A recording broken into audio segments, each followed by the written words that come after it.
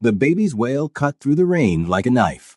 Min Jae-kong froze at his mansion's entrance, his hand still on the iron gate. He'd just returned from a meeting where he'd ordered 3 men executed. His suit was still speckled with blood. His mind was still calculating the next move against the Incheon crew. And there, in a soaked cardboard box at his doorstep, was a screaming infant. What the hell? Min Jae stared at the box like it might explode. The baby inside, tiny brown-skinned, maybe 3 months old, screamed with everything in her small body. Rain poured down on the inadequate covering someone had tried to fashion over the box. Boss. Ji-hoon, his right-hand man, appeared behind him. Is that a baby? Yes. Min Jae's jaw clenched. Someone left a baby at my gate. Should I call the police? And tell them what? That someone dumped an infant at a crime lord's mansion. Min Jae's voice was ice. Find out who did this. Check the cameras. I want names in 1 hour. But neither man moved. The baby's cries were getting weaker. Tired. The rain was soaking through the cardboard. Boss, she's going to get sick, Ji-hoon said carefully. Min Jae cursed in 3 languages. He bent down, grabbing the box and carrying it inside. Water dripped onto his marble floors. The baby's cries echoed through the cavernous entrance hall. Get me towels. Now. Staff appeared from everywhere, eyes wide with shock. Min Jae set the box on his dining table, a table where he'd negotiated million-dollar deals and planned territorial takeovers. Now it held a crying baby in a soggy diaper. There was a note, plastic-wrapped, somehow still dry. Min Jae ripped it open. Her name is Zuri. I can't keep her safe. You're the only one powerful enough to protect her. Please. M. That was it. No explanation. No details. Just a name and a desperate plea. Min Jae looked down at the baby, Zuri, who had stopped crying and was now staring at him with huge brown eyes. She was shivering, soaked, probably hungry. Sir, the towels. A maid approached nervously. Dry her off. Carefully. And someone find out what babies eat. The staff exchanged panic glances. Nobody in this house knew anything about infants. Min Jae pulled out his phone, dialing his contact in city records. I need information on any missing baby reports in the last 24 hours. Black female, approximately 3 months old. Priority 1. While he waited, he watched his head maid, Mrs. Park, 60 years old and terrified, attempt to dry the baby with shaking hands. You're doing it wrong, Min Jae snapped. Sir, I've never. Give her to me. Mrs. Park's eyes went huge. Sir. I said give her to me. With trembling hands, Mrs. Park transferred the damp, whimpering baby into Min Jae's arms. He held her awkwardly, stiffly, like she was a bomb. Zuri looked up at him, her little lip quivering. Then she smiled. Actually smiled, grabbing onto his blood-stained collar with tiny fists. Something in Min Jae's chest cracked. Boss, there are no missing baby reports, Ji-hoon said, returning with his tablet. And the cameras, someone disabled them. Professional job. We're looking at the backups now, but whoever did this knew our security system. Inside job. Possibly. Or someone who knows our protocols very well. Min Jae looked down at Zuri, who had stopped shivering and was now making soft cooing sounds against his chest. Against his better judgment, against every survival instinct he'd honed over 34 years, he felt something shift inside him. Find me a baby specialist. A nurse. Someone who knows what they're doing. Pay whatever it takes. Sir, are you keeping her? Min Jae's eyes hardened. Until I find out who left her here and why. Yes. This baby is now under my protection. Anyone who tries to harm her answers to me. Drop a comment if you think Min Jae is already attached to baby Zuri. By midnight, Min Jae had learned 3 things. Babies cried a lot, they needed to eat every few hours, and his entire criminal empire was utterly useless when it came to childcare. The formula is too hot. Mrs. Park wailed. Then cool it down. Min Jae shot back, pacing his living room with Zuri in his arms. She was crying again, Had been for 20 minutes straight. Nothing worked. Not the bottle, not the rocking, not the soft music someone had suggested. "Sir, the nurse," Ji-hoon announced. "She's here." "Finally. Send her in." The door opened. Min-jae expected some older Korean woman with credentials and experience. Instead, a young black woman walked in, maybe 25, with natural hair pulled into a professional bun and eyes that assessed the situation in 2 seconds flat. "You're the nurse?" Min-jae demanded. "Pediatric nurse, yes. Naomi Carter." Her voice was steady, unimpressed. She walked straight to him, hands already reaching for Zuri. "May I?" Min-jae hesitated. Zuri had finally stopped screaming and was now just whimpering against his shoulder. "She needs to be checked," Naomi said firmly. "The man on the phone said she was found in the rain. I need to make sure she doesn't have hypothermia or an infection." Reluctantly, Min-jae handed Zuri over. Naomi's entire demeanor changed. She cradled the baby with practiced ease, cooing softly while examining her. "Hi, sweetheart. Let's see what's wrong, You've had a rough night, haven't you?" Zuri stopped crying completely, just stared at Naomi with those big eyes. "She's cold, hungry, and exhausted, but she seems physically okay," Naomi announced after a thorough check. "Whoever left her took some care with her. She's clean, no signs of abuse or neglect. This was recent desperation, not long-term abandonment." "Can you fix her?" Min-jae asked. Naomi's eyebrow arched. "Fix her? She's not broken, Mr. Kang." Min-jae Kang. Recognition flickered in Naomi's eyes. Everyone in Seoul knew that name. Everyone knew what it meant. "Right. Mr. Kang, she needs a warm bath, a proper feeding, and sleep. Do you have baby supplies? We have whatever money can buy in 3 hours." "That's not how babies work." Naomi looked around at the assembled staff. "I might need a quiet room, warm water, formula, the right kind, diapers, and everyone to stop panicking. Babies sense stress." "You heard her." Min-jae barked at his staff. "Move." They scattered like roaches. Naomi turned to Min-jae. "Are you the father?" "No." "Relative?" "No." "Then why?" "Someone left her at my door with a note saying I'm the only one who can protect her." Min-jae's voice was hard. "So that's what I'm doing. Your job is to keep her healthy and alive. Name your price." Naomi's eyes narrowed. "I'm not for sale, Mr. Kang. But I am available for hire. 20 million won per month, proper supplies, and complete authority over this baby's care. You don't override my decisions about her health and safety. Deal?" Min-jae almost smiled. "Almost. You have nerve, I'll give you that. I have a degree from Johns Hopkins and 5 years of pediatric experience. What I don't have is time to argue with someone who clearly knows nothing about babies." "Fine. 20 million. You start now." "I already did." Smash that like button if you're loving Naomi's confidence. By 3 a.m., the mansion had transformed. One of the guest rooms was now a makeshift nursery. Zuri, freshly bathed and fed, slept in a borrowed crib that Ji-hoon had somehow acquired from a closed baby store. Min-jae stood in the doorway, watching Naomi organize supplies with efficient precision. "She's sleeping?" he asked quietly. Finally, she was overtired. Naomi didn't look up from the bottles she was preparing. Babies that young need 14 to 17 hours of sleep per day. She's probably been awake and stressed for hours. Will she be okay? Physically, yes. Emotionally? Naomi finally met his eyes. "That depends on what happens next. Are you looking for her parents?" "I'm looking for whoever left her." "That's not the same thing." "It is to me." Naomi crossed her arms. "Mr. Kang, I need to know what I'm walking into. If this baby is in danger."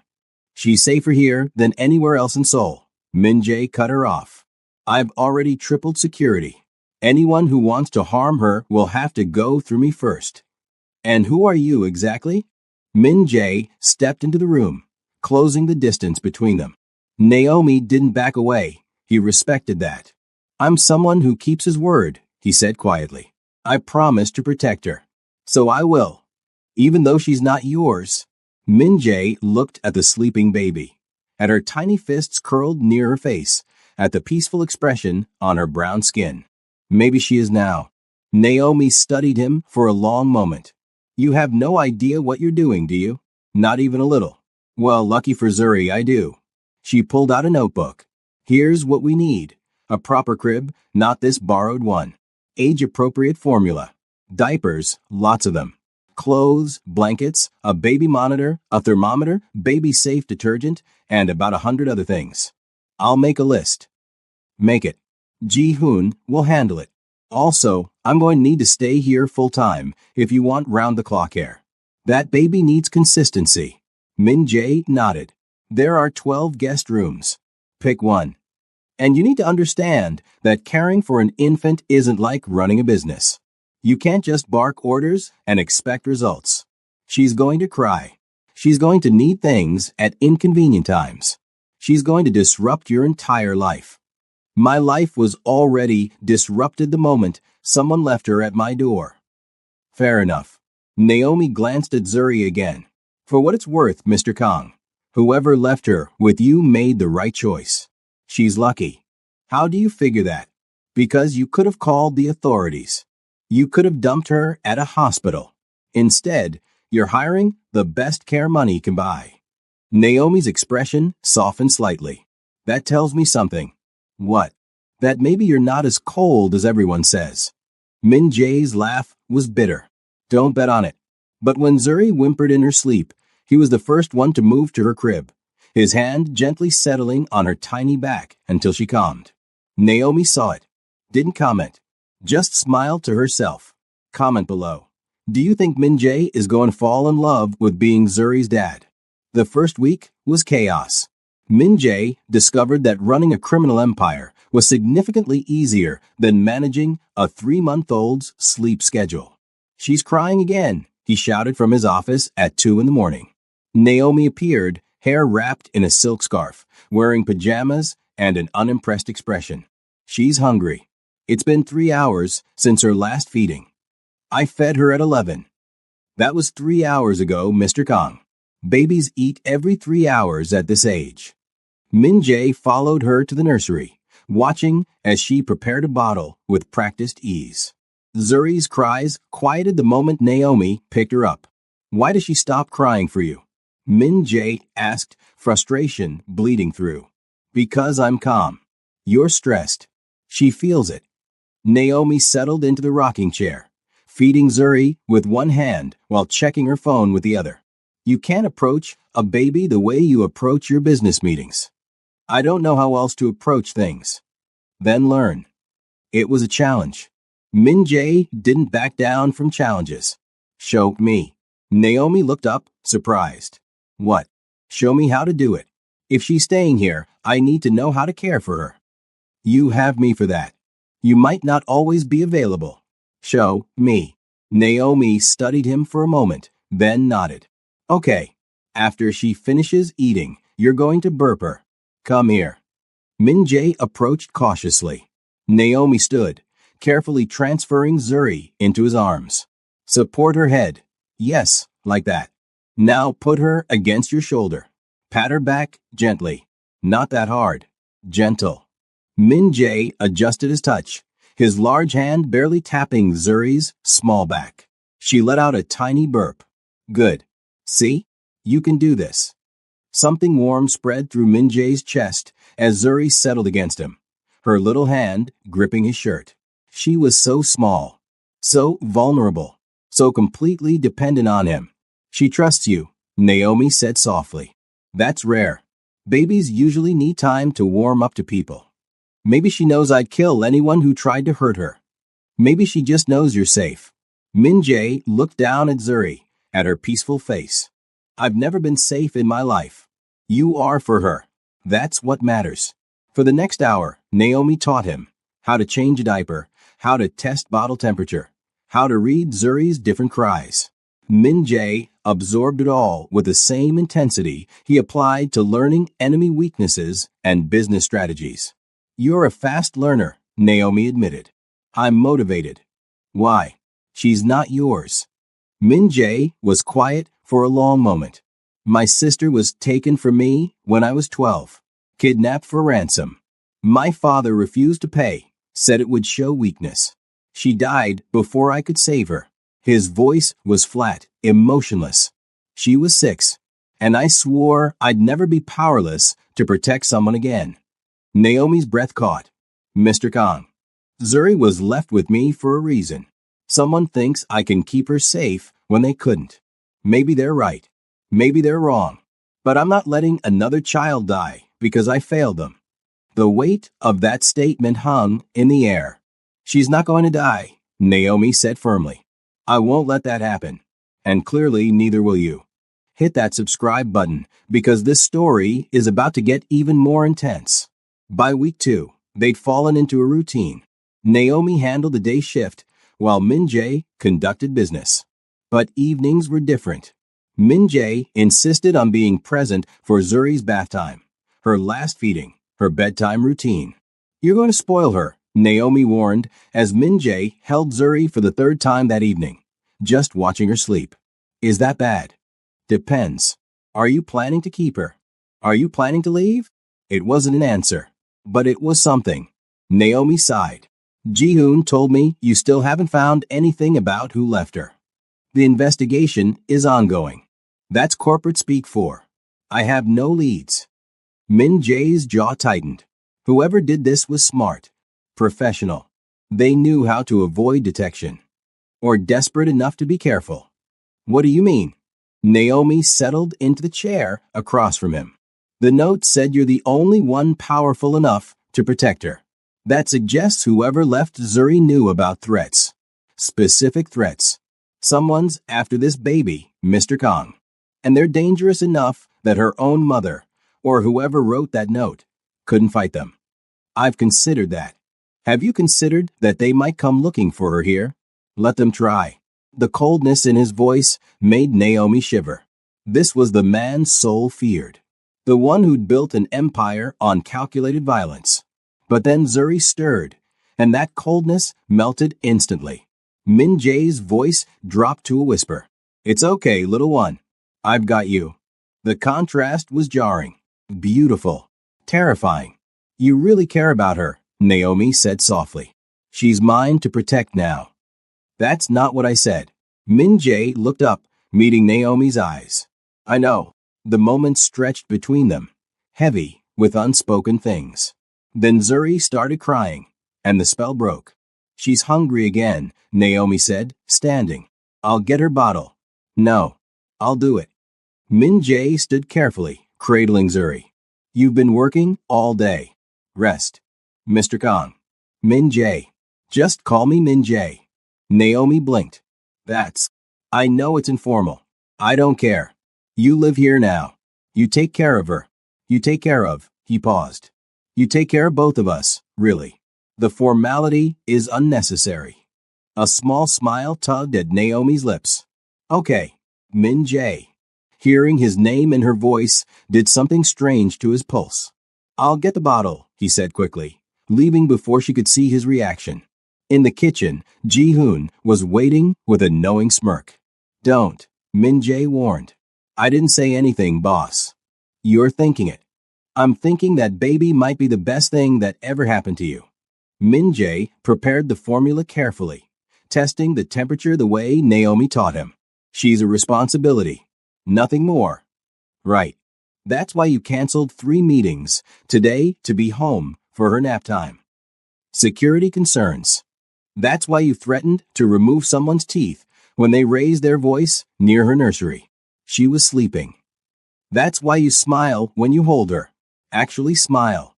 I've worked for you for 8 years, boss. I've never seen you smile. Min-jae stopped, bottle in hand. What's your point?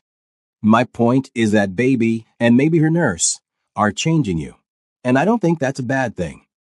Before Min-jae could respond, his phone buzzed. Unknown number. He answered.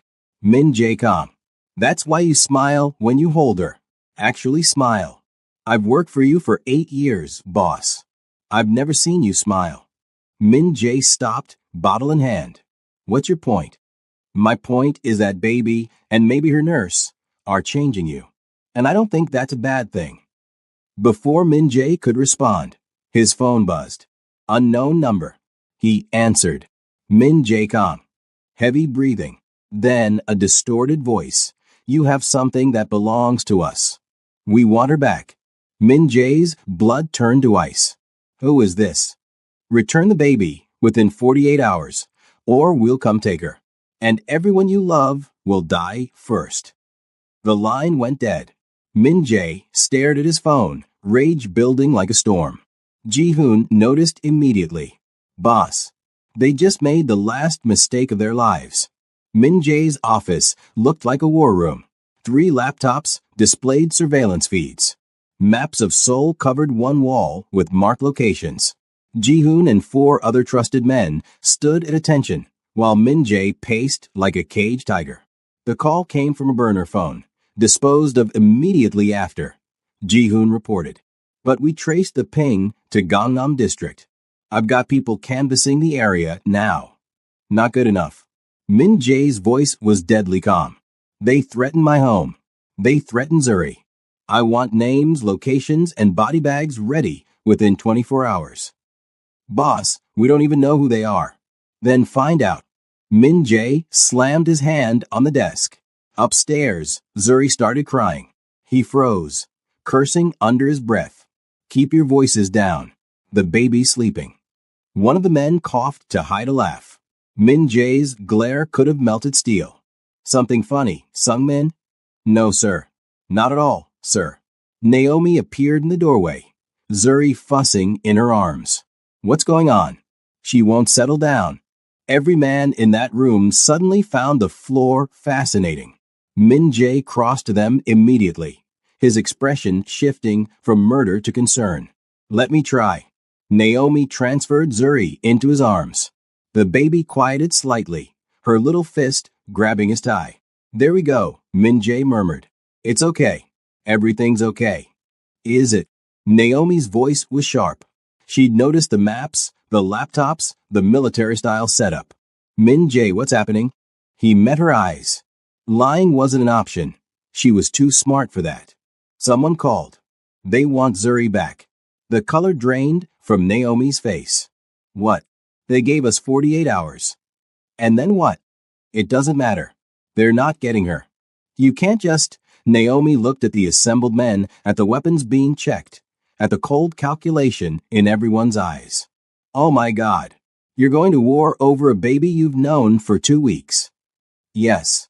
The simplicity of that answer seemed to steal her breath. Min Jae, maybe we should consider. No, his voice was iron. I made a promise. Whoever left Zuri here trusted me to protect her. That's what I'm doing. Even if people die. Especially if people die. Anyone who threatens her forfeits their right to breathe. Naomi stared at him. This man who'd somehow become both monster and protector. You're insane. Probably. Does that change anything? She looked down at Zuri, who was now playing with Min Jae's fingers, completely oblivious to the danger surrounding her. This tiny baby who'd been abandoned on a doorstep and somehow landed in the safest, most dangerous place in Seoul. No, Naomi admitted quietly. It doesn't change anything. That night, Min Jae couldn't sleep. He stood in Zuri's nursery, watching her chest rise and fall in peaceful sleep. Naomi had gone to bed an hour ago, exhausted from a long day. The mansion was quiet except for the guards patrolling outside. You have no idea the mess you've created, little one, Min Jae whispered. People want you dead or gone.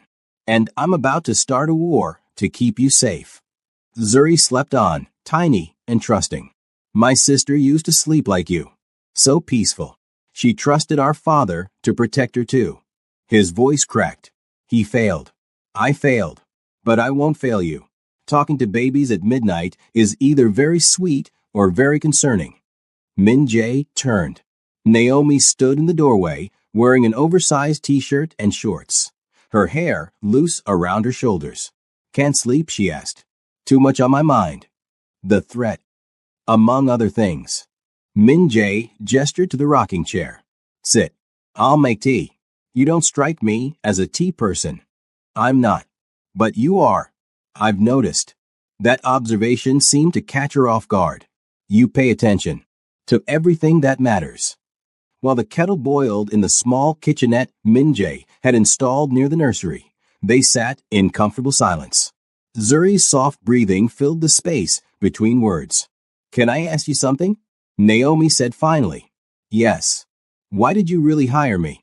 Min-jae poured hot water over tea leaves, the jasmine blend she preferred. You were qualified. There are 100 qualified nurses in Seoul. Why me specifically? He handed her the cup, considering his answer carefully. You weren't afraid of me. I was terrified. But you didn't show it. You walked into my home, saw what I was, and still stood your ground. You treated me like a human being instead of a monster. He paused. And Zuri needed someone strong. Someone who wouldn't crumble under pressure. You knew there'd be pressure? I knew someone desperate enough to leave a baby at my door was running from something serious. I needed someone who could handle that reality. Naomi sipped her tea. And now that reality is here. Now I handle it. By killing people? If necessary. Doesn't that bother you? Min-jae looked at Zuri. What bothers me is the idea of failing her. Everything else is just business. She's not business, Min-jae. She's a baby. She's my baby now. The words came out before he could stop them. Legally, no. But in every way that matters? Yes. Naomi set down her cup. You want to keep her. Permanently. If whoever left her doesn't come forward with a damn good explanation. Yes. That's not how child services works. I don't care how child services works. I care about keeping Zuri safe and loved and alive. His eyes met hers. Tell me honestly, is she better off in the system or here with me? With us. The question hung heavy. Here, Naomi admitted. But Min-jae, you can't just decide to keep a child because you develop feelings. Why not? Her biological family abandoned her. I'm offering her everything: safety, resources, love. What more does she need? A stable home. A normal life. Define normal. Is normal better than protected? Is normal better than wanted? Naomi couldn't answer that. I'm not saying you're wrong, she said carefully. I'm saying it's complicated. Life is complicated. This decision is simple. Min-jae moved to Zuri's crib, adjusting her blanket. She stays. End of discussion. You're impossible. I'm determined. There's a difference. The next morning brought chaos. Min-jae was in a meeting with his lawyers about legal guardianship when Ji-hoon burst in. Boss, we have a situation. What kind? A woman just showed up at the gates. Claims she's Zuri's mother. The room went silent. Min-jae stood slowly. Bring her in. Secure the perimeter. I want armed guards on every entrance. Already done. Where's Naomi?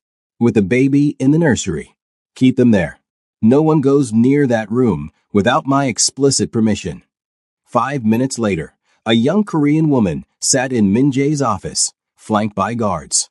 She was maybe 23, thin, with circles under her eyes and hands that wouldn't stop shaking. You're Zuri's mother? Min-jae's voice was ice. No. I was her nanny. My name is Mia Song. Explain. Mia's words tumbled out in a rush. I worked for the Harris family. American diplomats stationed in Seoul. Mrs. Harris had Zuri with a Korean man, an affair. When Mr. Harris found out, he went crazy. Said he'd kill the baby before he'd raise another man's child. Min-jae's blood ran cold. Continue. Mrs. Harris tried to protect her, but Mr. Harris has connections. Security clearance. He was planning to make Zuri disappear. Make it look like an accident. Mia's voice broke. Mrs. Harris begged me to save her, to take Zuri somewhere safe. She knew about you, knew your reputation. She said if anyone could protect a baby from a powerful man, it was you. Where's Mrs. Harris now? Dead. Car accident 3 days ago. Mia's tears fell freely now. It wasn't an accident. Mr. Harris killed her. And now he's looking for Zuri. Everything clicked into place. The professional security breach. The threat. The 48-hour deadline. This Mr. Harris, Min Jae said quietly. Where is he? I don't know. But he has resources. Government connections. He'll find her eventually. No, he won't. Min Jae pulled out his phone. Ji-hoon, I need a full workup on American diplomat William Harris. Everything, finances, communications, movements. I want to know what he had for breakfast. On it, boss. Mia looked at Min Jae with desperate hope. You'll protect her? Really? I gave my word. But I need you to tell me everything. Every detail about Harris, his security, his schedule. Can you do that? Yes. Anything. Good. Min Jae stood. You'll stay here under protection. If you're telling the truth, you're in as much danger as Zuri. I know. That's why I came back. I couldn't leave her alone. Something in Min Jae's expression softened slightly. You did the right thing bringing her to me. Mrs. Harris said you were the most dangerous man in Seoul. But she also said you were the most honorable. Mia wiped her eyes. Was she right? About which part? Both. Min Jae's smile was sharp as a blade. I guess we'll find out. Naomi took the news better than expected. So Zuri's mother was murdered and her stepfather wants her dead, she summarized, bouncing Zuri on her hip. That's insane. That's reality. Min Jae watched them both, his protective instincts in overdrive. Harris doesn't know where she is yet, but he will eventually. We need to be ready. Ready how? You can't just fight the American government. Watch me. Min Jae. Harris thinks his diplomatic immunity makes him untouchable. He's wrong. Min Jae's voice dropped to something deadly. I've toppled bigger men than him. He's just another target. Naomi stared at him. You're really going to do this? Start a war with a foreign diplomat over a baby? Yes. You could lose everything. Your business, your freedom, your life. I could. But she'd be safe. Why? Why risk all of that? Min Jae crossed to them, his hand gently cupping Zuri's head. The baby grabbed his finger, smiling up at him with complete trust. Because someone has to, he said quietly. Because she deserves to live without fear. Because he met Naomi's eyes. Because she's mine now, and I protect what's mine. The intensity in his gaze made Naomi's breath catch. We protect what's ours, she corrected softly. I'm not going anywhere either. Something passed between them, an understanding, a commitment, maybe something more. You don't have to stay, Min Jae said. This is going to get dangerous. I know. That's why I'm staying. Naomi's voice was steady. Zuri needs both of us. And honestly, I think you need us too. Min Jae didn't deny it. Zuri chose that moment to grab both their hands, pulling them together while giggling. It was such a perfect, innocent moment in the middle of such darkness. She likes us together, Naomi observed. Smart baby. Are you flirting with me while planning someone's murder? I'm multitasking. Despite everything, the danger, the threats, the insanity of their situation, Naomi laughed. The confrontation happened sooner than expected. William Harris showed up at the mansion gates 2 days later with a security team, and what he clearly thought was enough authority to intimidate. He was wrong. Min Jae met him in the courtyard, flanked by 20 armed men. Harris had 5. The math wasn't in his favor. Mr. Kang, Harris said in accented Korean, I believe you have something of mine. I have nothing that belongs to you. A baby. Black girl. 3 months old. She was stolen from my home. Stolen or saved? Min Jae's smile was pure predator. I know what you plan to do to her, Harris. I know about your wife. I know everything. Harris's confident expression cracked. Those are lies. I have testimony from your former nanny. I have financial records of your payments to a hitman. I have footage of you following your wife the night she died. Min Jae pulled out his phone, playing a video. And I have this, your own security footage showing you tampering with her car brakes. The color drained from Harris's face. You're insane. That's fabricated. Is it? Because I've already sent copies to your embassy, the Seoul police, and several very interested journalists. Min Jae's voice dropped to a whisper. Your diplomatic immunity won't save you from murder charges, Harris. Not with this evidence. You can't. I already did. By now, your government is recalling you. Your career is over. Your freedom is over. And Zuri. Min Jae leaned in close. Zuri is under my legal guardianship as of this morning. You'll never touch her again. She's not yours. She is now. Legally adopted. Paperwork filed. Money talks, Harris. And I have more of it than you could ever dream of. Harris's hands shook with rage. You think you won? You think. I don't think. I know. Min Jae straightened. Now get off my property before I decide diplomatic immunity doesn't matter and solve this problem permanently. The threat wasn't subtle. Harris saw it in Min Jae's eyes. The absolute willingness to kill him right there. He backed away, his security team already retreating. This isn't over, Harris spat. Yes, it is. You just don't know it yet. Within an hour, news broke. American diplomat arrested for murder of wife. Evidence of planned infanticide discovered. Career destroyed, trial pending. Min Jae watched it unfold from his office. Zuri sleeping peacefully in his arms. Is it really over? Naomi asked from the doorway. For Harris? Yes. For us. Min Jae looked down at Zuri. It's just beginning. The adoption, you actually did it? You filed papers. This morning. Emergency guardianship granted due to threats against the child. Full adoption pending. But my lawyers are very good. It'll go through. You really are keeping her. I told you I would. Naomi walked into the room, sitting beside him. And what happens now? You raise a baby while running a criminal empire. I figured out. We figured out. He paused. Unless you're planning to leave once the danger passes. Are you asking me to stay? I'm asking you to consider it. Zuri needs consistency. She needs. Min Jae stopped, choosing his words carefully. She needs a mother. The weight of that statement settled between them. Is that all she needs? Naomi asked quietly. No. She needs a family. Stability. Love. Min Jae met her eyes. She needs us. Both of us. Min Jae. I know this is crazy. I know we barely know each other.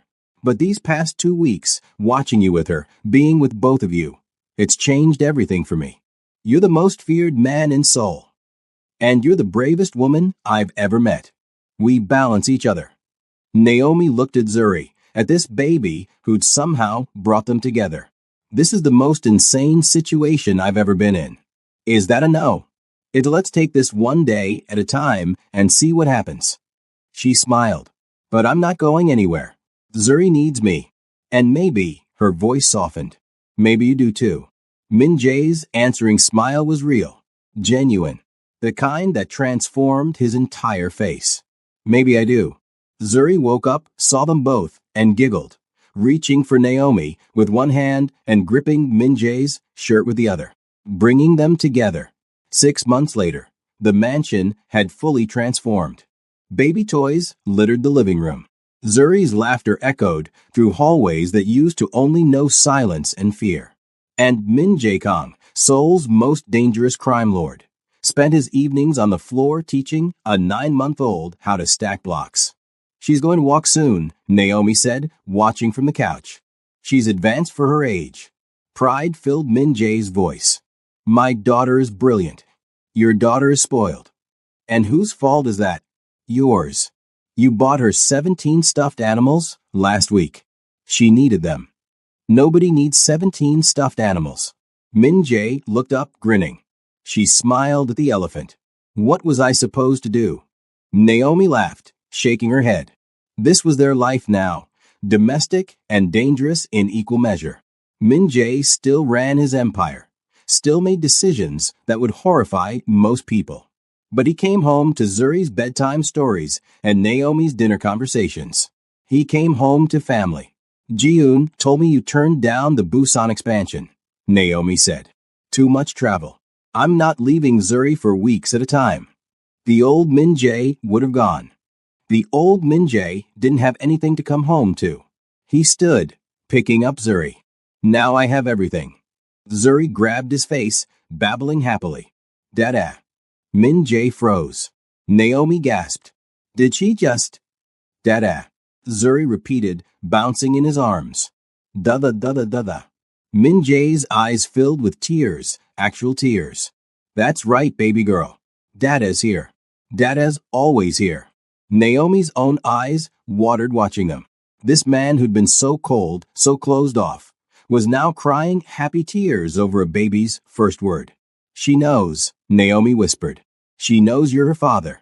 Legally and emotionally, Min Jae agreed. He looked at Naomi. And she's going to need a mother. Officially. Naomi's breath caught. Min Jae. He set Zuri down gently in her playpen, then turned to Naomi with an intensity that stole her breath. I know we said one day at a time, but I'm done waiting. He pulled a small box from his pocket. Marry me. Not because Zuri needs a mother, though she does. Not because it makes legal sense, though it does. Marry me because somewhere between diaper changes and midnight feedings, I fell in love with you. Naomi stared at the ring, simple, elegant, perfect. You're proposing to me in a room full of baby toys. Where else would I propose? This is our life. Messy and beautiful and ours. You're a crime lord. And you're a pediatric nurse who's seen me at my worst and stayed anyway. Your enemies will target me. They'll die trying. I'll protect you the same way I protect her, with everything I have. Tears streamed down Naomi's face. This is crazy. That's not a no. It's a yes, you're an impossible man. Yes. Min Jae slipped the ring on her finger and kissed her, soft and gentle and full of promise. Zuri clapped from her playpen, delighted by the show. Mama, she shouted suddenly. Mama. They both turned to stare at her. Did she just? Naomi couldn't finish. She knows, Min Jae said, pulling Naomi close. She's always known. You're her mother. You have been since the moment you walked into this house. Naomi picked up Zuri, and the three of them stood together, a family formed not by blood, but by choice, love, and a baby who'd somehow saved them all. We're really doing this? Naomi asked. We really are. A mafia boss, a nurse, and an adopted baby. Unconventional, but perfect. Zuri giggled, grabbing both their faces, pulling them together. Mama. Dada. And in that moment, surrounded by toys and danger and love, they were exactly where they were meant to be. So what did you think? Drop your comments below. Did this story give you all the feels? Did you love watching Min Jae transform from cold mafia boss to devoted dad? Let me know what you want to see next. Don't forget to like this video if you loved Zuri's story. Subscribe for more amazing K-drama style stories. And hit that notification bell so you never miss an upload. Until next time, remember, sometimes the most unexpected families are the ones that save us. See you in the next story.